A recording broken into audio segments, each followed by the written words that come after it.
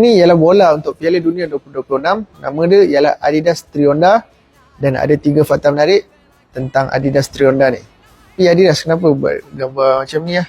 Trionda datang daripada perkataan bahasa Sepanyol.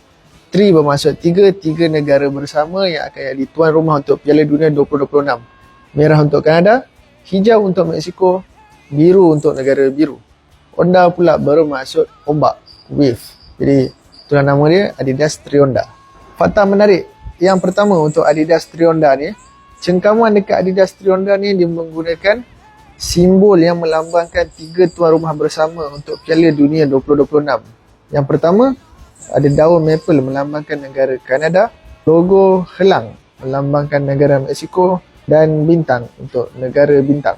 Fakta menarik yang kedua, Adidas Trionda ni akan bantu VAR untuk buat keputusan yang lagi cepat, lagi cekap. Adidas Trionda ni dia ialah bola sepak 4 panel, yang mana satu daripada 4 panel tu dia ada tertanam chip ni. Jadi satu panel tu dia akan berat sikit lah. Yang mana 3 lagi panel tu dia akan sama berat dengan satu panel yang ada chip ni supaya bola tu jadi lebih seimbang. Yang ni membawa kepada fakta menarik yang ketiga. Untuk chip ni akan hantar 500 signal dalam masa 1 saat. 500 signal dalam masa 1 saat supaya VAR dapat buat keputusan yang lagi cepat. Tak ada mengacau mood kita tengok bola lepas tu nak tunggu pula keputusan VAR yang panjang-panjang tu. Jadi apa pendapat korang? Walaupun dia tak nampak selawa macam Adidas Brazuca, tapi kita harapkan dengan ada 48 pasukan format baru untuk Piala Dunia 2026 ni, kita harapkan Piala Dunia 2026 akan jadi sangat ikonik lah. Tak adalah bosan kita tengok.